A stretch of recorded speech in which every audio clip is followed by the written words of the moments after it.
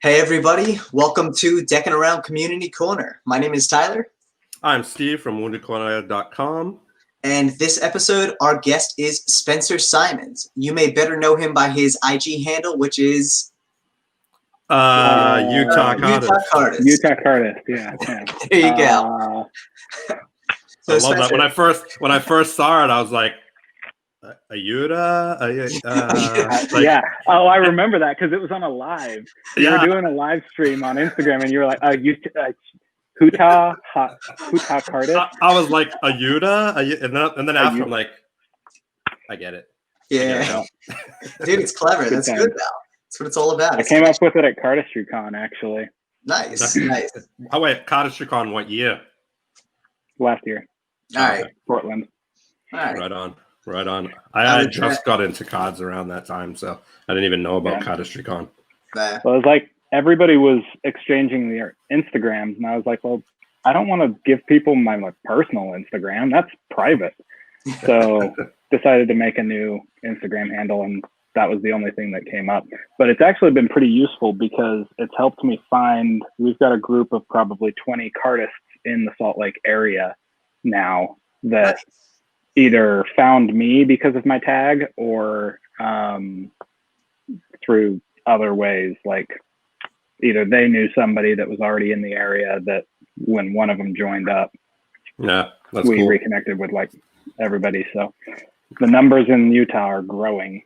That's nice. Awesome. Yeah, I mean, I think it'd be cool to know. Tyler and I were actually talking about this one day, and we're trying to like gauge how many people are in this community, you know. But you have people that have 10,000 followers. You have people who have, 6,000, 30,000, 70,000. So it's like there's really no way to gauge, because a lot of the people who have like those upper numbers, maybe like 70,000, a lot of them, might be followed not for what they do, but how they look, or you know what I mean. Right. So it'd be interesting to know what actual numbers are, You can't look at Chris Ramsey and go, oh, there's 1 million people in the card world. Yeah. Well, getting into that topic. Sorry, go ahead, Tyler. I was just going to say, that's like the card/puzzle/magic world. So that's tough. Right. No, of course. That's what I'm saying, though. That's what you can't really gauge it on that. And to just justify that real quick, like, sometimes you get into a YouTube black hole and you end up looking at stuff that you've never seen before, and you're just like, hey, this is kind of interesting. Like I spent one night watching like 3 hours of like Russian road rage videos. And I didn't end up subscribing to any of them, but I'm sure people stumble across Chris Ramsey the same way and subscribe. Yeah, that's for sure. It's the way of Utah or YouTube. Yeah. Utah. Oh man.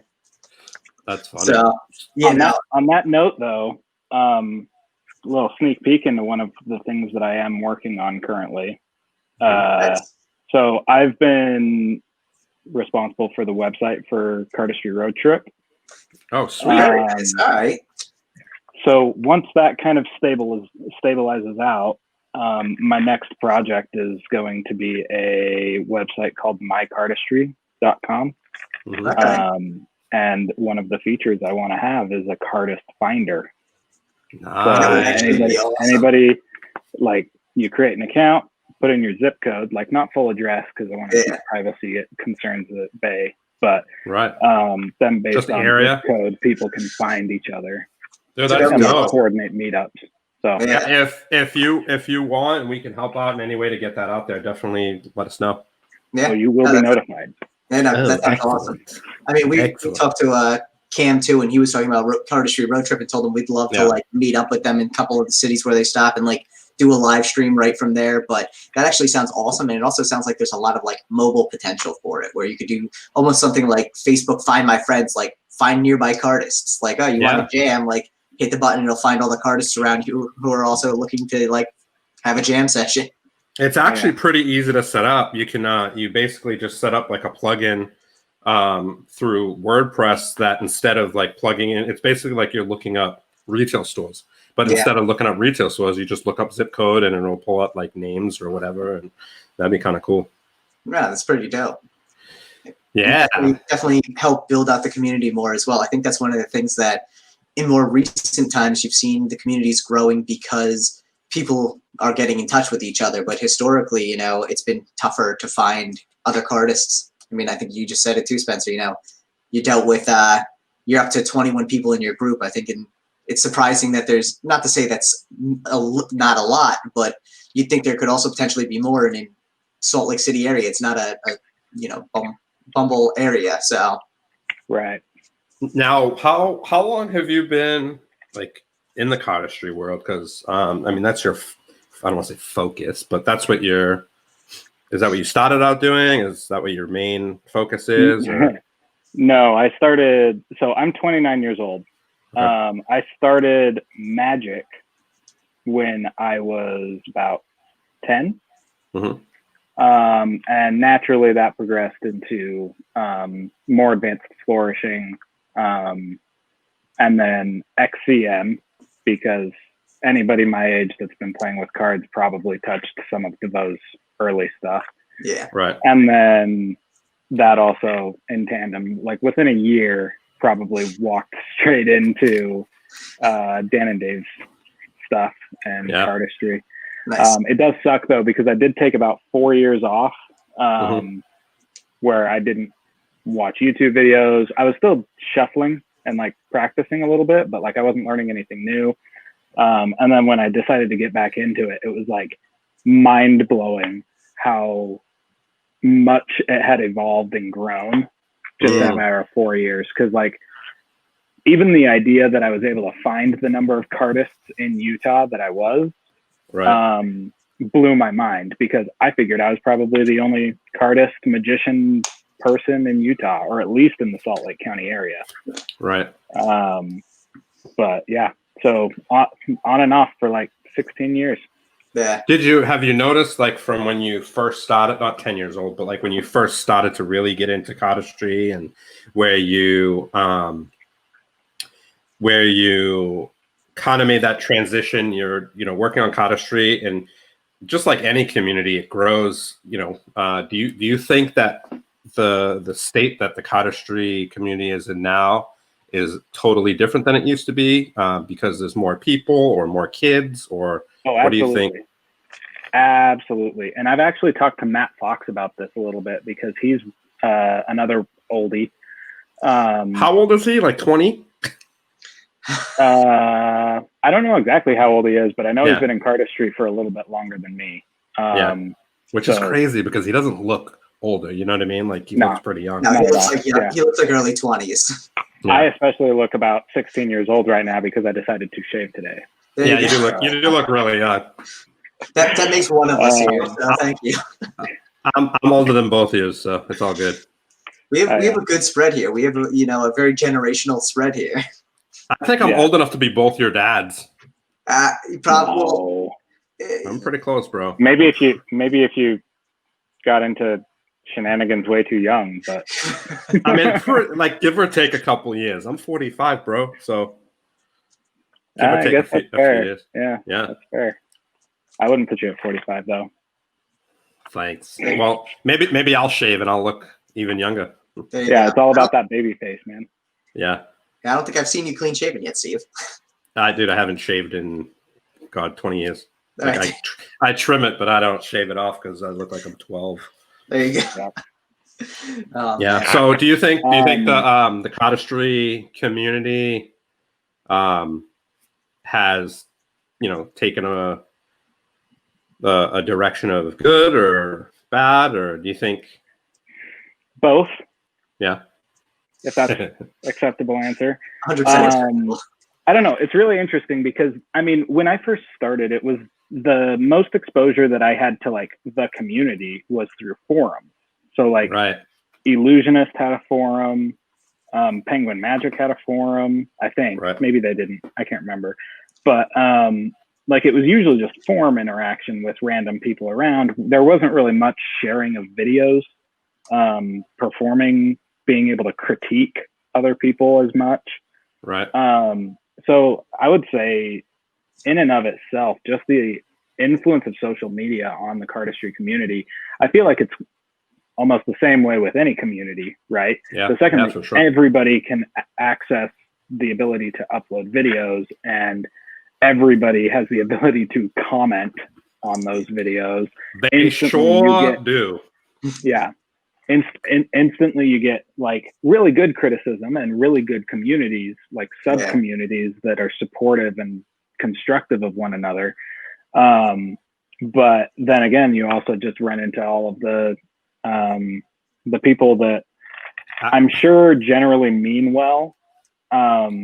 Like I always try to give people the benefit of the doubt with regard to how they're treating others online. Like, I don't really believe that 100% of the people that come across as really mean actually mean to be mean. Yeah. Right.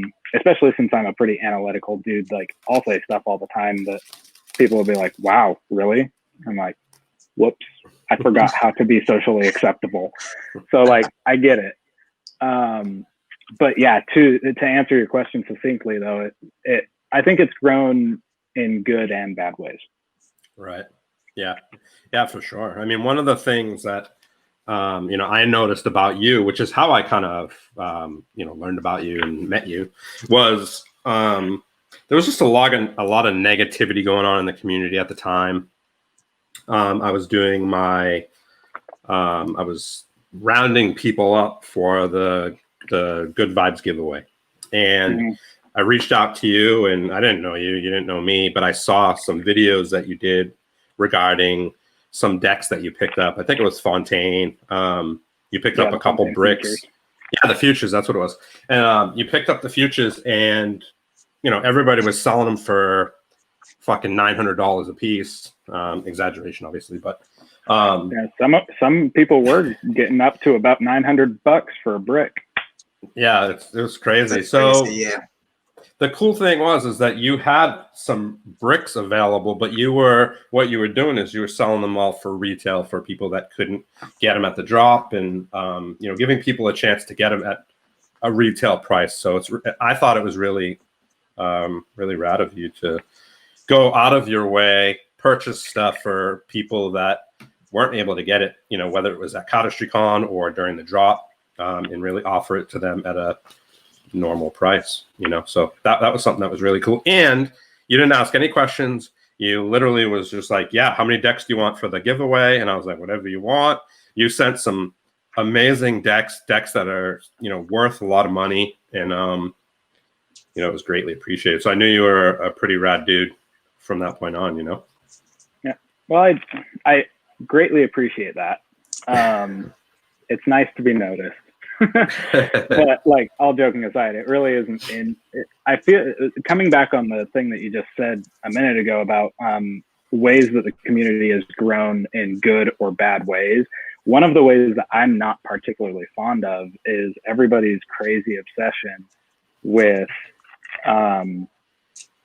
like getting every single deck.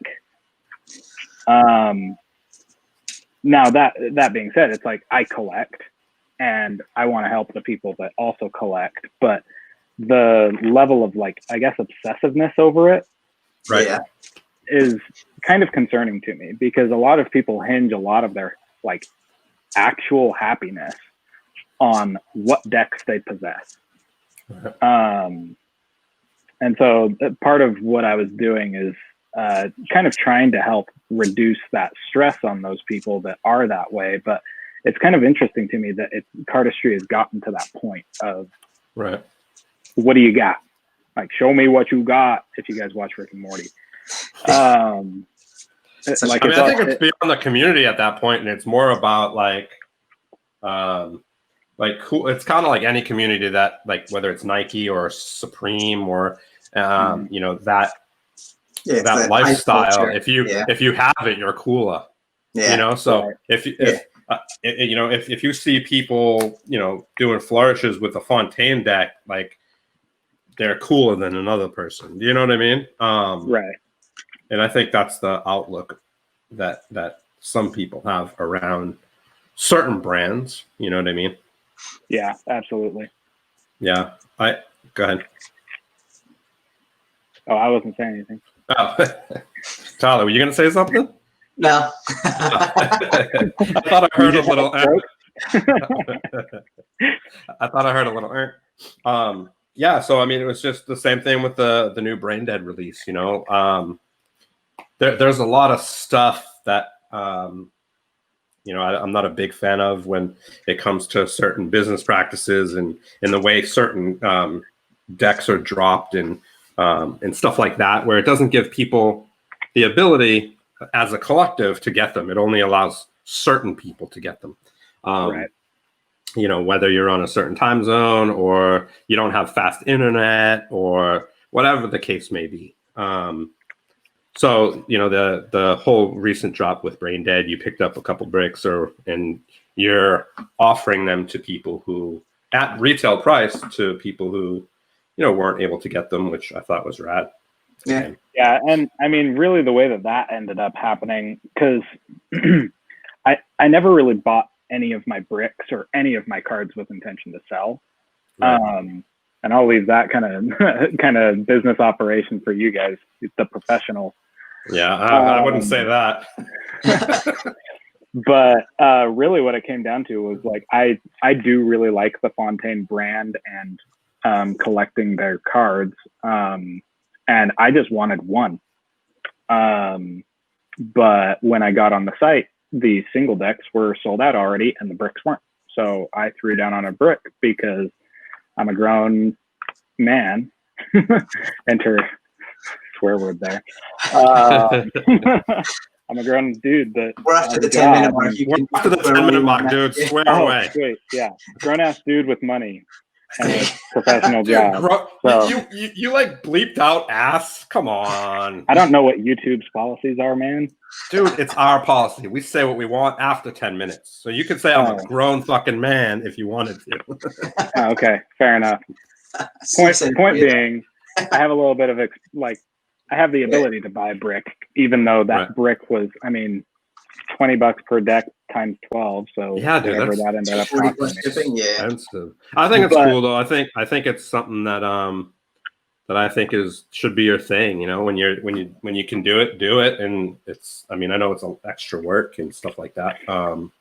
Well, and even right now, I'm thinking about. So like, I just bought this house that I'm in now, and nice, congratulations, man. Thanks. But moving all of my cards was like the biggest pain in the butt. And I'm almost to a point right now where like the decks that I like using most are like tally hos, you know? Yeah. Like I'll play with the other cards, but as far as like my collection is concerned, like that's my current collection. I'll keep adding to it, but I'm thinking about selling almost the rest of my unopened cards. You know where they're going, bro. You know where they're going. Oh yeah, you got me, bro. But yeah, like I don't know. I just don't feel like. My brother likes using this phrase called dragoning. For everything out there. Yeah, it's like there's so many people that just drag in, and I'm not really fond of the idea of dragoning with my cards. Like just buying everything that I can so that I can just lay in a bed of playing cards. Like I don't need that many cards. One deck will usually last me at least a month or two before it starts getting too bad. And I don't really like using the really fancy cards that are especially worth a lot of money. Like I've got a couple decks up here that I spent more than $200 on a single deck. Right. So I'm never opening those. Yeah. And I don't know. I just don't see the point in dragoning in it. Yeah, no, I think, you know, there's definitely, you know, levels of collecting, and I appreciate, you know, both of them. I know there's definitely, you know, some people in the community that just collect cards and they're not involved in cardistry or magic or anything like that. They just collect them, which is cool. I think it's cool because it's artwork. It's people's time and their creativity, just in a different form. It might not be on a poster or canvas, you know. But so I understand the aspect behind collecting, but I also don't want people who are creating these cards to forget about their roots, I guess, as of what they're creating. You know what I mean? And I think, I think giving people the ability to access those playing cards for the people that want to access them and use them is really cool, rather than just allowing people that collect them and want to sell them, you know? Right. Exactly. Yeah. And I'm in the same boat. I feel like a lot of these people that do come up with a really good deck idea sometimes do get kind of caught up in the mix of trying to make too much money just off of decks. Like, it's way cool that they can make a living off of cards. Yeah. But just based on a lot of the stuff that I've seen in the community, I do really wish that, first of all, I wish more people wouldn't buy decks explicitly planning to resell them for 2 to 3 times what they cost. Yeah. Right. Because that's just, I mean, my personal opinion, it's a dick move. Like, if you're trying to make money off of something that you had no part in, like, you didn't design it, you didn't create it, you didn't do anything like that. I'm like, stop. Like, well, especially it's not your thing to profit off of. Yeah, especially to that level. If you're buying something and selling it for, you know, a little bit of a markup, you know, a couple percent, but like in a lot of cases now, you're seeing 300, 400, 500% markups on some of these decks. I mean, it's crazy. Yeah, it's ridiculous. I don't get it, and I don't appreciate it. Yeah. Other people that just collect or like sell occasional decks or trade occasional decks, like, that's cool. That's like old Pokemon status. That's you know? history, like, man. That's way before Pokemon. That's like baseball cards. That's like, I remember sitting on my next door neighbor's deck and being like, I'll give you a Wade Boggs for your Jerry Remy, or you know what I mean? Like, I don't know what you mean. I'd never followed Remember, I'm a computer nerd. Dude, I am too. I was a network administrator, man, but come on, you gotta. Well, I guess you're in Utah, so yeah. I was in we don't Boston. have any good sports teams anyway. I was in Boston, so. Well, actually, this is going on YouTube. I need to correct that. We do have a good sports team, Real Salt Lake Soccer. All right, there you go. I'm affiliated with them, so I kind of have to say that. I do like soccer. I just don't follow it. Like, I don't know all the team names and stuff like that. I don't know anything about soccer except you need stamina to play. Oh yeah. Yeah. Yeah, that's why I never played. Oh man. That's for sure. So Spencer, kind of getting to the crux of the collecting side of things, where you really said you're somewhat of a collector, again, more of a cardist, but you do have your collection of decks. What was like your first deck that really got you into the cardistry side of things, you know? Well, so, I mean, like I said, I got into the Dan and Dave stuff back about 16 years ago. Wow, that's crazy. One of the things that I do own that's not a deck is a first edition copy of the system that I had Dan and Dave sign last year. Oh, wait, say that again? The system DVD. So yeah, gotcha. I was like, what deck is that? The system? So here, actually, I bet you I could just grab it real quick. It's actually go for clear. It's a clear case that. Let's see, where'd I put it? This is the problem. Don't get lost in there, dude. It is pretty crazy. So this guy. Oh, wow. Nice. Yeah. That is awesome. It's like that knockoff stuff you get in New York. Oh yeah, absolutely. But so that kind of that was about the time that I really started getting into cardistry, and I don't think I started actually collecting decks until probably 8 years ago. But I wasn't really collecting heavily. Okay. And then I really started collecting more heavily, I think, around the time that I discovered Fontaine. Because I realized at that point that collecting was a thing. And like, I kind of did, like, I've definitely bought into the limited run mentality of Fontaine's. Like, it kind of bugs me the way that they are limited runs, because I do want one of every deck, but I also acknowledge that if there were more of every single deck, then it probably wouldn't be as big of a deal to collect them. So it is, I mean, a little bit of a hypocrite, I suppose, but at the same time, I would probably accredit that to about the time that I started collecting them. And right now I'm only missing like 2 Fontaines. So which ones are you missing? A couple of the foils, like the ones that were only like 200 printed or something like that. Oh, like the carrot and the carrot foil. The carrot was gilded. Well, actually, I think there's 2 carrots I think that I'm missing. The gilded one and another one. I'm not remembering. I've only got 2 carrots though, and I think there's 4. No, there's 3. There's the there's 3.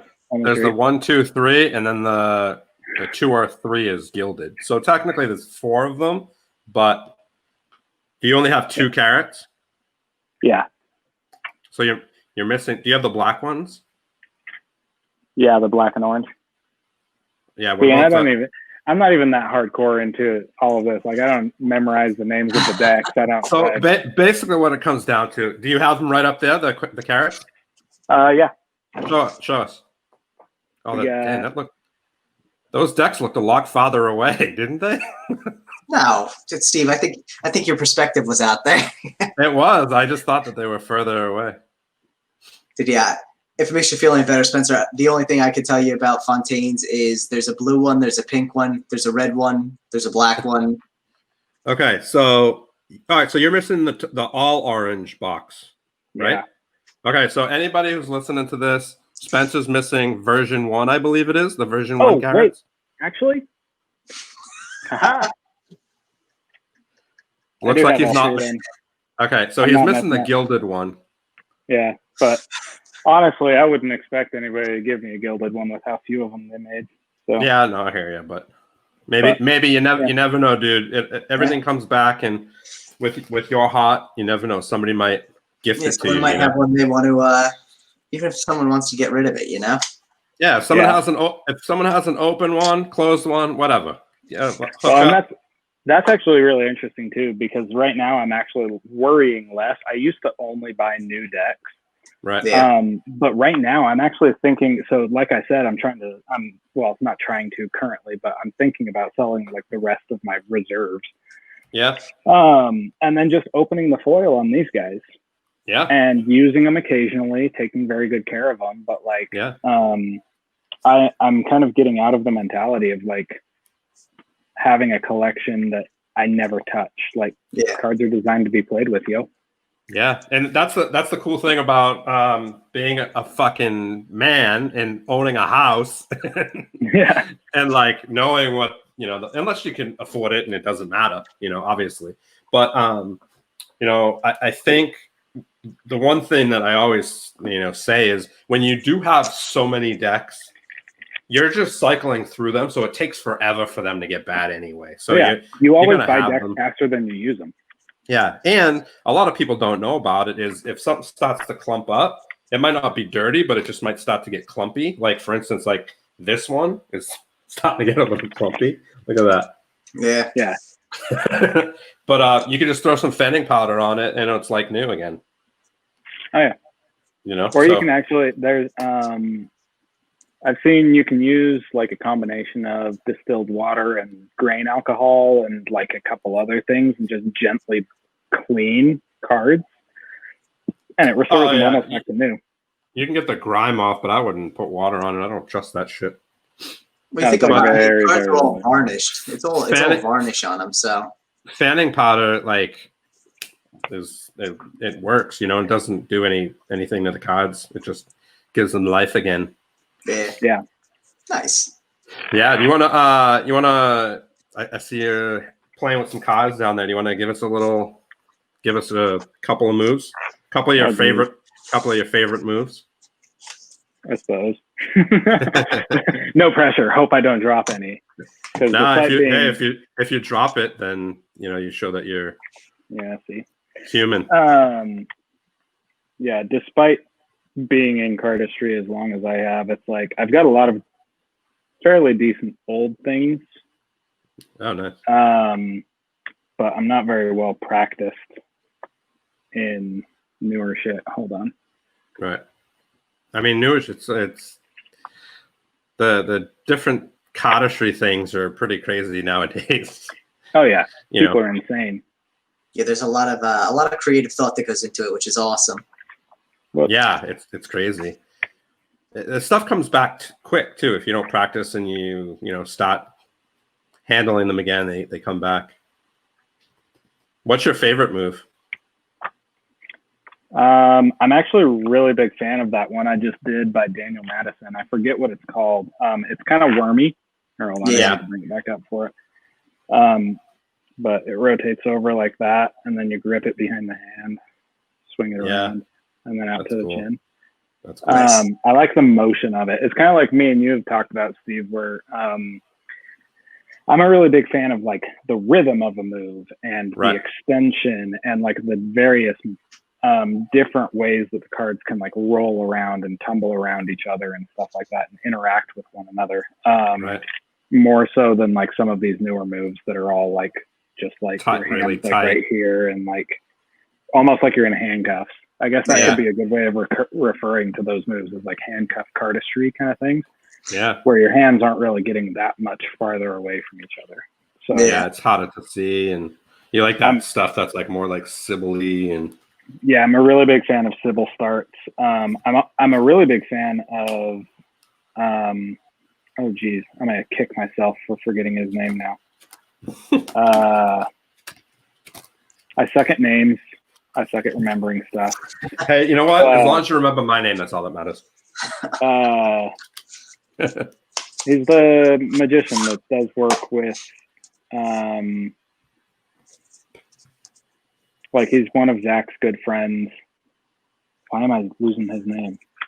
Anyways, he made this YouTube video on this move, and I actually really like this one. I don't know what it's called. I'm horrible at that stuff. I totally agree. I like the flow of everything. I don't practice cardistry. I should definitely just get into learning a little bit more about it and stuff. But I think for me, the stuff that looks really cool, I think is cool. You know, whether it's like the stuff that you're doing stuff like this, and it's like weird, crazy stuff, but it takes like kind of geometric.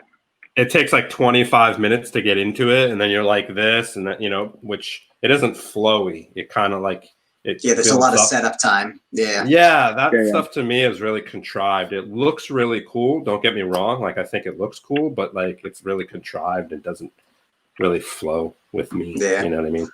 Well, especially in like an Instagram age, you need something that's quickly captivating. So if you're taking, even 45, 50 seconds to set up, in theory, you have the ability to lose your audience there. So in a day and age where everyone's showing things via video, whatever app they're on, whether it's Instagram, Facebook, TikTok, whatever, being able to capture people quickly is so important. So, and I think we're seeing a lot more of that come into, though, some of the newer cardistry, like watching some of the Fontaine trials. They had, 30 seconds for the entry to get something down, or a minute, something like that. So you have to basically run through your whole kind of move within a short period of time. Yeah, I think that's really cool. There's I'm torn about that. The fact that I think what he's doing is cool, that he's giving, that platform for people to kind of show off. It's kind of like a Cardistry Con type competition, right? But the problem that I have with it is that he only allowed people with Fontaine decks. And that rules out people who, what? Oh, go ahead.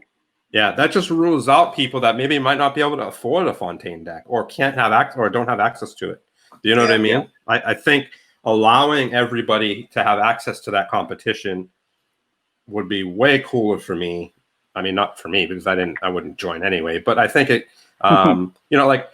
just people who would have liked to join the competition that doesn't have a Fontaine deck because they can't fucking get it. Yeah, without spending $30, $40, $50 that they may not have. Yeah, they might not have it. They might not even have that money. There's a lot of young kids overseas that can't afford, a $15 deck of cards, never mind $50 plus shipping and all this stuff, but they're really good at cardistry, Yeah. But that's kind of on what we were talking about before too, because this is like a circular conversation.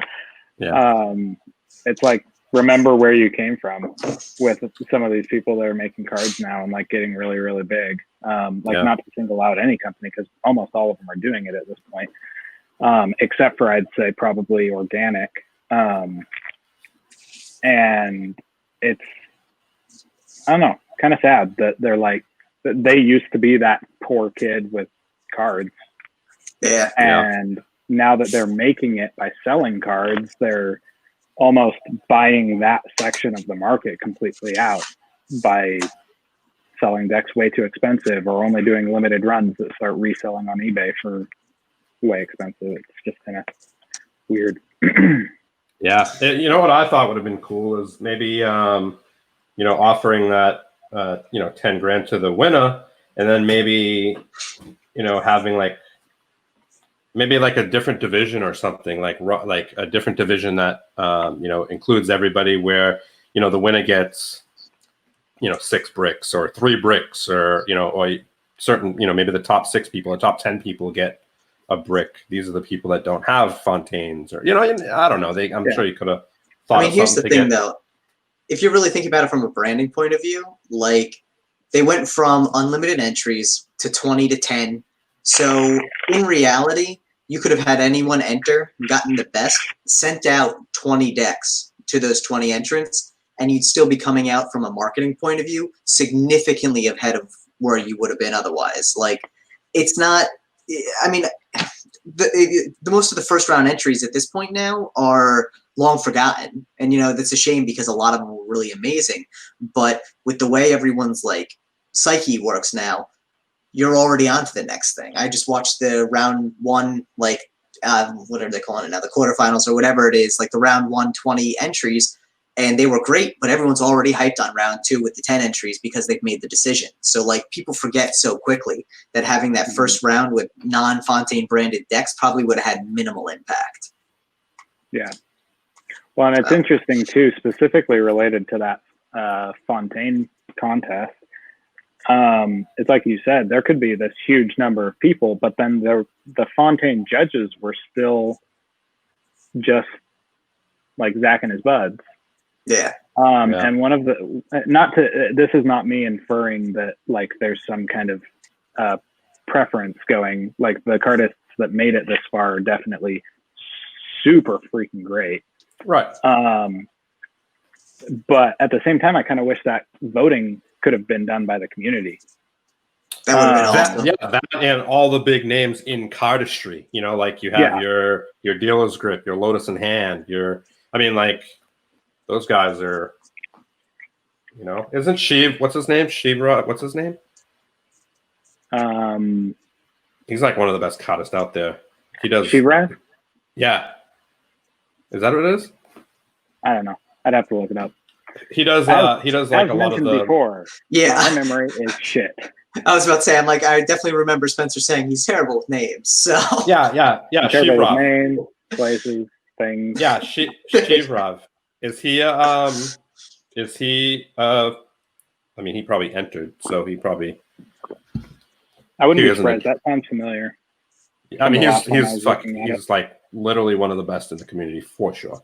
Yeah. And even if it was like that first or second round was like open to the community, and then later stages was to the Fontaine crew, like, you probably would have gotten a much more diverse entry pool in first like finalized round.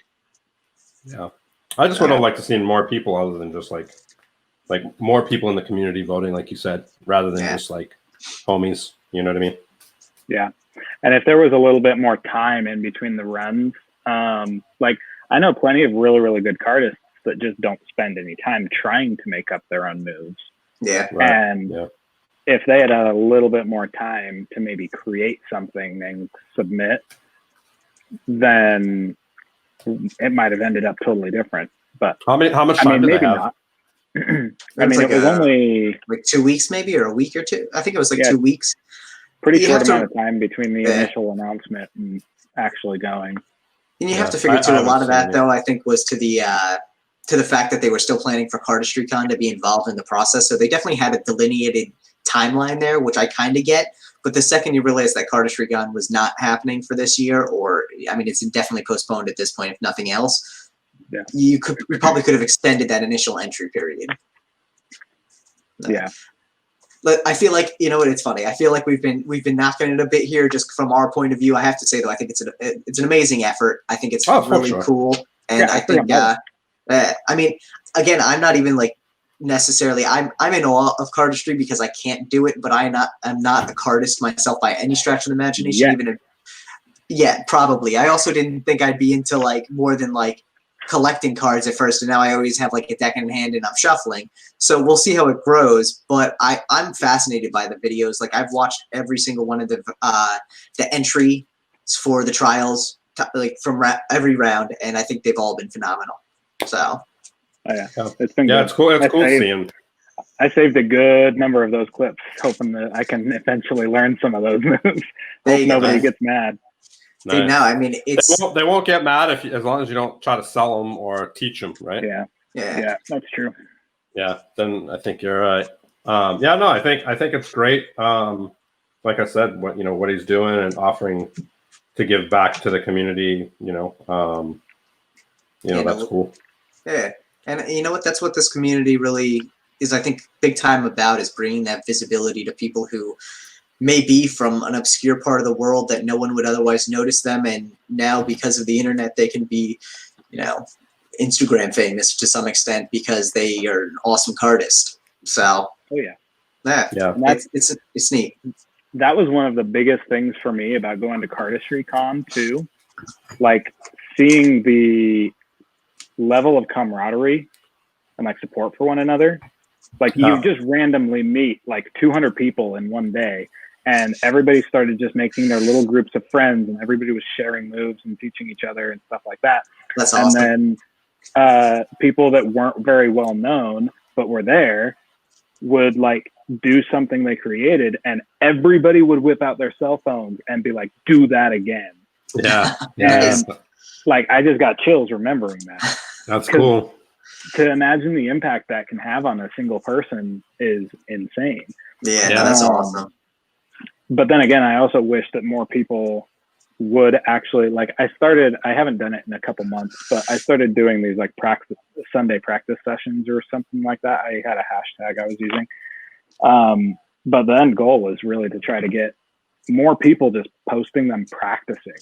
Yeah. Because I was getting tired of seeing nothing but perfectly recorded videos from all the pros. Yeah. Like, I want to see more people using the platform to practice and get good critiques. Yeah. Well, and show the development. Yeah. And build friendships. Like you're not going to meet anybody in the cardistry community by never posting anything and never participating. Yeah. And I especially know that because I was like doing cardistry alone for 10 years ish. Because I wasn't very active on the online communities. Like even in the forums, I really didn't go online very much because the internet was new.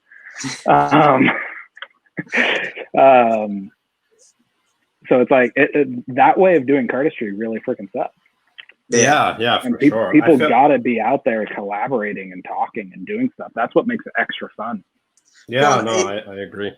And I think, that perfect picture that gets painted by a lot of the posts where you just see someone coming out and doing some amazing move, like it almost devalues it itself because you don't see all the hard work that went into it and the literal hours that probably went into the creation of these moves and the practice and all the time. And so you have this 15, 30, 45-second clip that summarizes all of that. And people are like, yeah, that was amazing. But like, dude, blood, sweat, and tears went into that. No one kind of sees that, which is a shame. Yeah, and it does make some of the younger cardists that are newer and struggling through it feel a little bad because they just see all these cardistry gods. Yeah. And they think, I can never get up to that point. When realistically, half of those people are either playing with a deck of cards 24/7 or have been for several years. And that's really what leads up to them becoming good. Right. Like I mean, it's definitely something that's missing in the community, especially here's the one thing that I feel, because not everybody is really, outgoing and talkative. And, some people, even just putting a video might be really scary for them. So, excuse me. So they put up, a video of them trying something or, continuously doing it. And and then somebody like bashes on them or says, you know, do something different, or you're doing that wrong, or like, you know, we have some people that are out there that don't really have tact. They don't know how to relay maybe some, you know, how to help someone, or how, you know what I mean? Maybe offering advice rather than like trying to put them down a little bit, you know? So I think a lot of people don't want to put their stuff up where they are messing around. But I think it's important, like you said, for like the big dogs to do it. Like, let's see Shivrov like mess up, you know? So here's the thing about that too, is I think they all have such like I don't want to say outgoing, but they have very like approachable and like fun-loving personalities that I bet you a bloopers reel from any of like these real like high-end cardists would be hilarious. Like it would be awesome to see. Like, why are they not out there dropping like monthly like blooper reels? They've got the content, I'm sure, and it would be funny as fuck to see. Yeah, it'd be not only funny, it'd be cool, like just to like humanize them, you know, where people are like, oh my God, that person's like amazing. But you know what? Like, I look at it this way. A lot of people say, oh, I go to Princeton or I go to Columbia and it's one of the hottest schools in the country, right? But so it's one of the hottest schools in the country for that level. But you have someone going to a community college and they're like at the Columbia of their like level. Do you know what I mean? So it's the same thing. Like I might be here trying to do like Under Pressure and I'm having so much trouble and I just want to throw the deck against the wall. Like, yeah, what they're doing is like a lot more difficult, but I'm sure they get to that point where they want to throw the deck against the wall as well. You know what I mean? And I'd like to see, let's put out kind of like a request. We want to see everybody in their blooper / mess up fuck up videos, you know? I would love to see that. Yeah, from everybody. It'd be cool. It'd be fun. Like a giveaway idea coming around, you know. Let's do it. We're gonna do it. Us three. Giveaways pull people out of the woodwork. Yeah. Like show us your best blooper reel. That would be a fun one, man. We'll have to figure out the logistics of this, but I feel like this is going to be something coming up here. That would be fun to have that happen. I think that would be a real fun one. That'd be fun. I have 2 brain dead decks coming. We could do one. Throw one of those in there. There you go. I got a touch deck sitting around somewhere, and again, I'm not a cardist, so I'll throw that in the pot. Nice. There's 2 decks right there. Yeah. So the what is it? The Pulse. Yeah. I literally. I love those cards. They feel so good. I think I won it in a giveaway, and it went immediately into a drawer because I'm like, all right. So I knew it would be good for something. Little did I know it would be this moment where we just devised this giveaway. So. Right. Exactly. There you go. Oh man. Yeah, because otherwise I'm trying to give away Winterberry decks. So. which is a dope deck. It's a dope deck, but it's not a cardistry deck at all. So, see that? Too bad we didn't get that on video, dude. Add that recording to the. Yeah. We didn't get it. All I saw was it go off your arm and saw you like look at the floor. Yeah. Oh man, but almost 54. Dude, and I love that side of things. So like being human in this community is such an important part of it because it makes those connections more real. And I think a lot of those guys are good at it, but at the same time, like I think that the one side of it is they take so much pride in the cardistry that it's hard to show people you're vulnerable there still, you know? Yeah. Mm-hmm. Yeah. So. It's just like any type of vulnerability, right? It's like, I think, I really appreciate when people share that they're going through a tough time, when they're reaching out, for help, or whether it's in cardistry or mental health or anything, medical bills or, whatever it is, just showing that you're vulnerable and that you could use help or someone to talk to or someone to teach you or, whatever. I think it's really cool that people can do that, Yeah, no doubt. Especially men, because men don't usually share that vulnerable side. Well, in our community, considering we're like 97% male, 18 to 35, like get used to being vulnerable, guys. We're all together in this one. Yeah. So yeah. Just don't be a dick. Yes. Yeah. And honestly, I think the biggest thing about that is before you hit send on a comment or something, think about it. Take a step back and be like, how would I feel if I saw this on my post that I know was shitty? I felt shitty about it already, and someone else confirmed it. Like, that's never good. So, yeah. And also make sure your autocorrect is working properly. Yeah, and like I think as a community, we need to call people out. I don't give a shit who you are. If you're a brand, if you're like a popular cardist, if you're a magician, if you're like someone who whatever does, anything.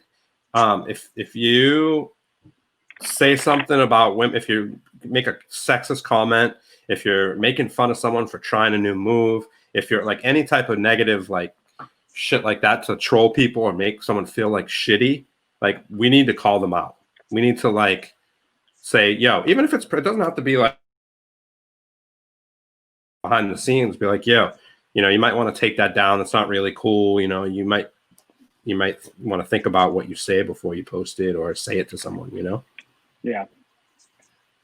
Yep. And Yeah. especially on the like sexist stuff, I'm extra sensitive about that stuff because you don't ever realize like a lot of that boys will be boys attitude is bullshit, incredibly toxic. Yeah, it's bullshit too. And like that's the kind of stuff. Wow. There we go. We still got you. Yeah. No, we lost you. No. Nothing. We lost them. I think the one AirPod died. Nope, nothing. Can you hear me now? Now we can hear you. Yes. We got you. Perfect. I can't hear you though. That's weird. Oh my God. And we thought we were done with technical difficulties, You know what? On this time, it wasn't on our side, so that's good. Nope. It's not like I program computers for a living or anything. There we go. So can you hear us now? Yeah, I can hear you now. Okay, we good. Good. Damn AirPod. They have these things called wired headphones. I don't own any anymore because iPhones don't have a 3.5 millimeter jack. Well, that's why you need to get on the Samsung train there, man. Oh, F Samsung. At this point, dude. This is a MacBook Pro. I've got an iPad. I've got an Apple Watch. I've got. You bought it all. Yeah, you bought all in. That's the only good reason to buy non-Apple is just because of the headphone jack. That's it. No, I have. Well, dude, the camera's also better, but that's fine. Yeah, no, it isn't. We won't even get into cameras. No, Steve cannot talk about this because Steve could take a better picture with a flip phone than I can take with like the best picture ever set up by like Ansel Adams, and I'd still come out with a trash picture, and Steve would be like, boop, boop, boop, here you go. Kills me every time. So that's just a credit to Steve's ability as a photographer that he doesn't think there's a difference between cell phone cameras. No, there definitely is a difference for sure. I bet you, Steve, you've probably seen these. Have you seen the Pro Photographer Cheap Camera series on YouTube? The what? It's like Pro Photographer Cheap Camera or something like that. So they give like using Lego, like they're using Lego. Yeah. Yeah, like little kitty toys cameras that shoot like 1-2 megapixels max. Yeah, and they give it to like a professional photographer that makes $50,000 in a single shoot. That's Chase. What's his name? He's actually in Seattle. He's a photographer out of Seattle. His name Chase. What's his name? I'll find We'll throw it down in the comments. Don't worry. Yeah. But dude, again, like having photography skill will crush anything that an amateur can do, no matter how good their equipment is. So Chase Jarvis, that's his name. Chase Jarvis. Nice. Which, on that note, is kind of similar to Cardistry. What? Yeah. Having a great deck and no skill isn't going to be as good as having skill in a $3 bicycle rider back deck. Yep. Bicycle decks from Costco are $2 a piece, and you're going to get a brick for $23. And bicycles are just as good for Cardistry as anything else. Bro, we actually had this conversation. I don't even know who we were talking to. It was on, I think, one of the Deckin Rounds. And you know what? If you're good, It doesn't matter what deck you use. Hands down. You can use an NPC. You might not be able to fan as good because it doesn't fan. But when it comes down to it, like if you're good, you'll make it happen regardless of what deck you have. Yeah, you figure out how to use the tools you have. Exactly. And you don't complain about it. You just do it. Most of these decks have the exact same finish and paper. Yeah. Like that's the extra funny thing to me about it is it's like they're coming out of the same factories. They're coming out of the I guarantee you, if you gave someone a Fontaine deck, right, that was printed on Cardamundi, like D9, and then you gave them the same Fontaine deck that was printed on USPCC, didn't tell them which is which, it said USPCC on both boxes, they wouldn't even fucking tell the difference. Guaranteed. I would. They did a thing at Cardistry Con last year that was actually because a lot of the decks do have different touch and feel. And yeah, for sure. Like they had a competition that was kind of like that, where they did give them different cards and they were blindfolded and they had to like determine which deck was which. But that's definitely between the different factories. Yeah, between printers, I could see it being a little more noticeable. Yeah. But the general fact of the matter is, any brand new deck will fan. Yes. Well, almost any brand new deck. I have a deck of Loot Crate cards upstairs that I promise you do not fan. So. Yeah, any really cheap ass. They're literally. I told Steve it's basically like if you glued two business cards together, that's what they feel like. Yeah, so. that's like this. I had a Zazzle deck I got that fans like this out of the box. Like the Coca-Cola cards I got from one of my ex-girlfriends. Oh, nice. Aren't those USPCC? Didn't they make a couple of USPCC Coca-Cola ones? I don't. If USPCC made these, it's their worst work I've ever touched. they actually did the Tyler has one. Actually. So I have not the Coca-Cola. I have a USPCC Ninja Turtles deck. It's so bad. I mean, granted though, mind you too, like this thing doesn't fan anymore. Well, it's not terrible, but this is also from 1990. So, and this I got this used. So this was an open deck that I bought, and it's musty, we'll say. So, but it's not terrible. Could be worse. Yeah, could be worse. Could be worse. Always true. It's not a Zazzle deck.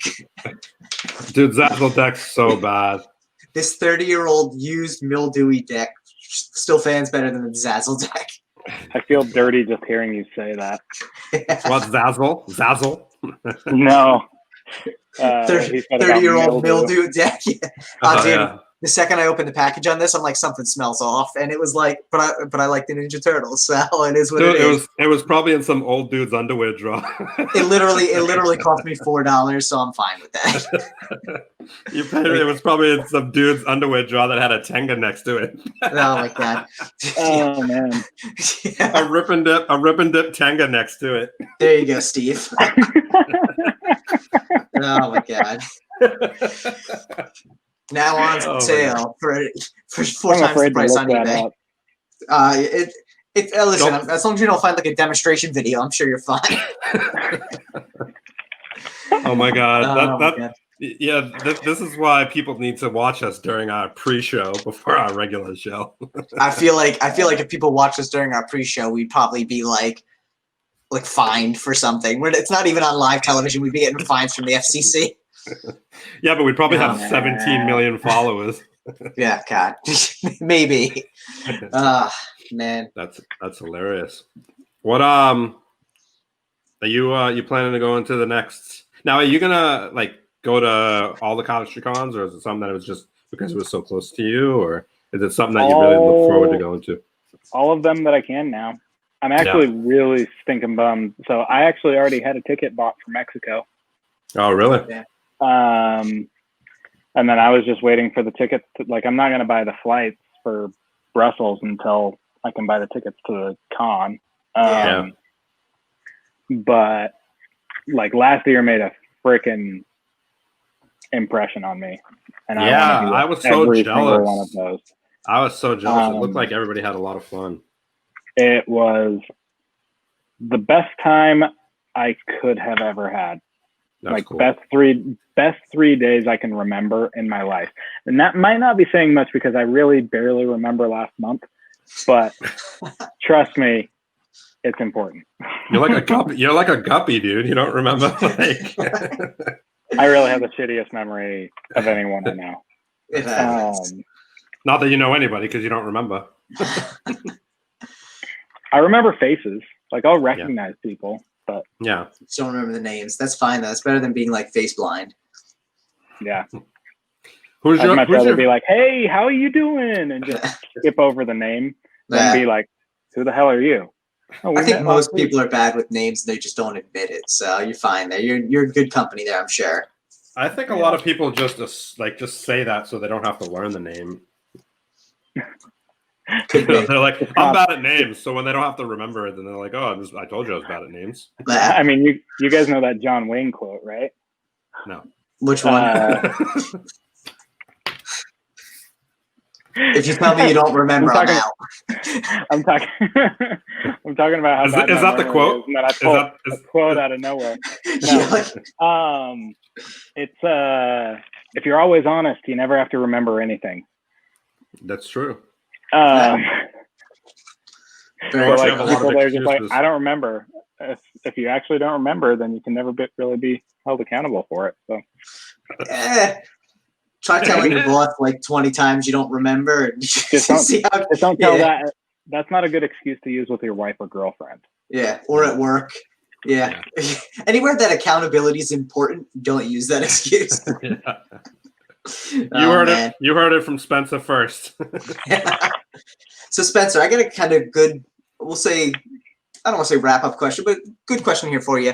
Who do you think is your biggest inspiration in this? Especially, saying that you started out learning cardistry and getting into cardistry kind of in an isolated state, we'll say. Looking now at all the people who are out in the industry and who are, really becoming big in the cardistry game, who would you say is your biggest inspiration there? All right. And Dan and Dave, 100%. That makes a lot of sense. Yeah, for sure. That's actually part of the reason why I got this tattoo as my first one. Besides the fact that it was small, yeah. Oh, okay. So I could figure out if I would handle the pain well. So that's a tough spot because you don't really feel much there. You get into some of the other spots, it hurts a lot more. So just be fair warning. Like even him on this back edge, I was like, oh, okay, I see what that means. Yeah. Did you catch an elbow or you catch the ditch in your arm and you realize real quick that tattoos aren't always fun? Well, I'm about to throw down the deposit now on my half sleeve. Nice. That'll be awesome. I'm a firm believer in never get any like logo or anything that's attached to a person, because what if Dan and Dan comes out with like a Nazi deck?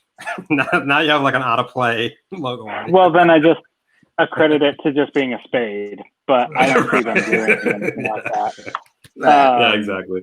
But like, in complete honesty, though, it's like these guys. I was thinking about doing their original D&D logo. With the filigree or whatever it is.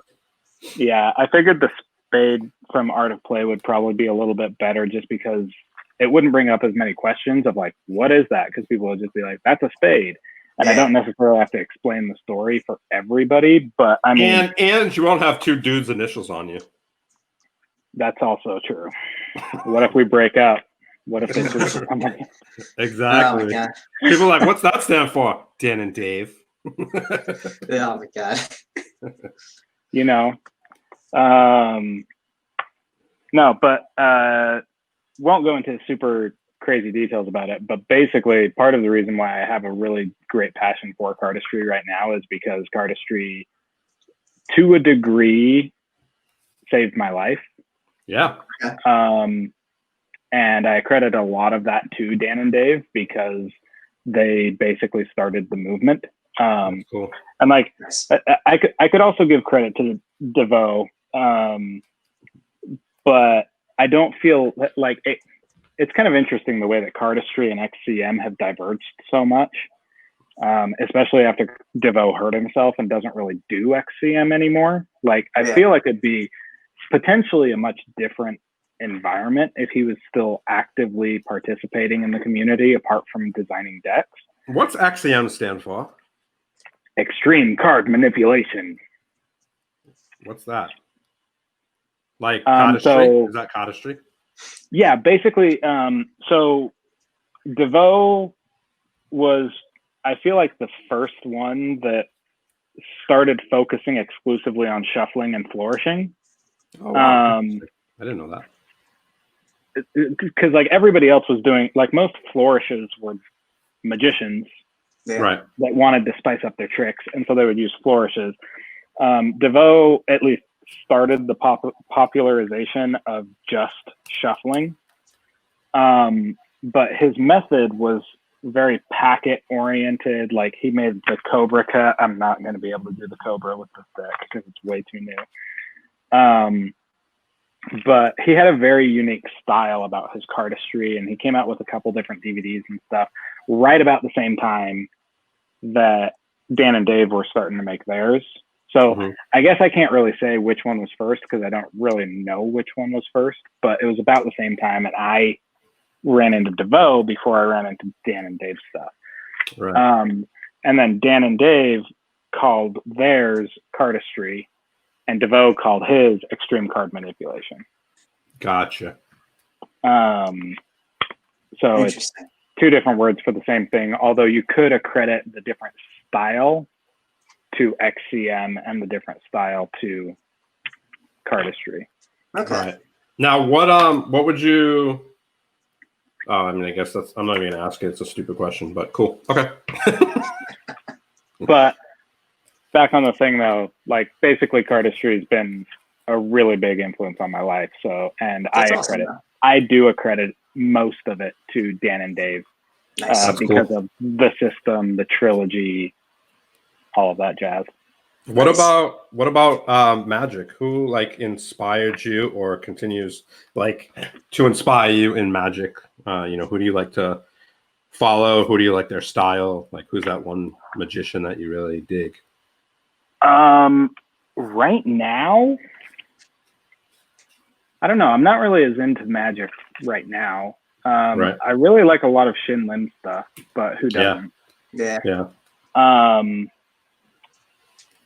I've always been a really, really big fan of David Blaine. Like back when I was really in Magic, I bought everything I could David Blaine, which on the note of card collecting, the number of decks that I had, if I had known what those things would be worth and what it would be like to still have them in my collection, I wouldn't have used half of them. Yeah. Because I had like, at one point I had several first edition Smoke and Mirrors,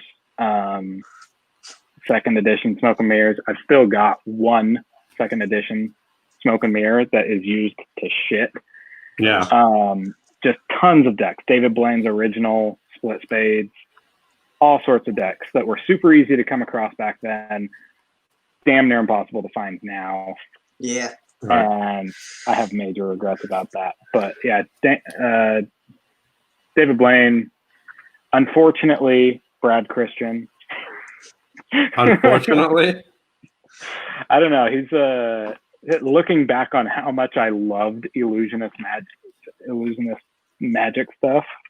Yeah. I'm like, I spent a lot of money on that website, and he's not that great of a dude. But yeah, I don't know. I'd say those guys. Nice. I get David Copperfield. I saw a David Copperfield show. He came to Utah once that I remember back when I was like 14, 15 maybe. And that show blew me away.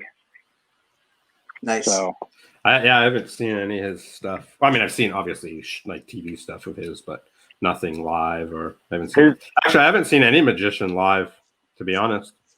Avoid Chris Angel's live show. That's the only thing that I can say. Dude, I avoid Chris Angel's TV shows. Never mind his live show. Yeah. I got a free... one of the last times I went to Vegas, we did this... me and the friend I was with pretended to be a couple and go to like a timeshare thing that at the end of it, they were like, look, even if you don't get the timeshare, at the end of this, you guys get 2 free tickets to any show on the Strip. And we were like, okay. And that's the one you chose? You chose Chris Angel. Well, I chose it because it was free. I was like, I don't want to spend money on this, but I kind of want to see how Chris Angel's magic stage show goes. And it was shit. Like, none of the tricks were innovative at all. It's all just copy and paste. Yeah, BS stage magic. Like, and his performance, he's not good at performing. I could almost feel like the sense of personal, really hope he doesn't see this. Like, I feel like he feels like he's a failure and just like a washout. And I could get that impression from him being on the way he was acting on the stage. Like, compared to the way he behaved on his TV show, his stage performance was like, I was like, damn, maybe he was going through something on like while you saw that. You know, if he was, hope he got through it, because I wouldn't wish any kind of badness on anybody really. But like, holy cow, it was just generally, it wasn't a good show. And then I could also tell that like something was off about him. So yeah, that's tough. I guess it doesn't really help that I'm telling you to like avoid that show like the plague. So well, yeah, it's not the #1 show I would see, and that's for sure. Yeah. Yeah. I'll catch the bootleg audience recording after the fact. If I could, I'll tell you what too. If I could see Lance Burton again, I would do that in a heartbeat. Lance Burton. I've heard he's a phenomenal live show. He's it's nothing but classic, like super classic performances, but like the way he performs it is beautiful. Like brings back the true art of magic. And then you get into like Penn and Teller's show is always a hoot. Yeah, I'd love to see those guys. I'd love to see those guys. Oh man, best time ever. And they always come out after the show in the hallways, I think, or at least they did the time that I went. And so was able to chat with them for like 2 minutes and get them to sign a deck of cards. That's cool. Awesome. That's super cool. Yeah, they seem like some cool guys, and what they've done for Magic is really cool. You know, especially with their new show is so dope. I love Fool Us. It's such a cool show. Yeah. Oh yeah. Yeah. Well, and they're also libertarians, so I connect with them in that regard. Nice. Not to get too political. There you go. No, hey, it's all, yeah. We should we'll have a political show one day. That would be fun. Everybody will hate me after that. No, we won't. I mean, the comment section will probably blow up, though. Well, we may have a political one, and we'll record it, but probably won't go on YouTube. Yeah, exactly. I'll just keep telling Steve we have technical difficulties. Oh man, that's funny. But, Spencer, we really appreciate you coming on though tonight to just kind of chit chat and have some fun. And yeah. So for anyone who's watching, definitely check out Utah Cardist on Instagram. or listen, reach out to Spencer if you miss a Fontaine deck in the future and he happens to get a brick. He's the dude to go to. He really tries to help out as much as he can in the community, and I'm sure he knows the pain when you miss a deck you really want. So awesome. We really appreciate it, man. We really appreciate all you do for the community. Yeah, definitely. Yeah, dude. And if anybody has a gilded Fontaine's deck that wants to do something really cool, send it to this guy. I would be eternally grateful. However, I doubt anybody will do it. And no, but the cool thing is, eternally grateful. You never know. You might get some packages from Utah Cardist after you send it to him too. So I mean, you never know. Hook him up. Maybe he'll hook you up. You know, you never know. And one good thing gets another. So you gotta keep that good vibes going. 100%. All about that karma. Yeah, hell yeah, man. Dude, you rock. Thank you for everything. Everybody, make sure to like the video, subscribe to the channel, and click the bell for notifications. We really appreciate everyone who's watching the show. Again, Spencer, thanks so much for coming on tonight. And everyone, have fun. Peace out. Thank you. See ya.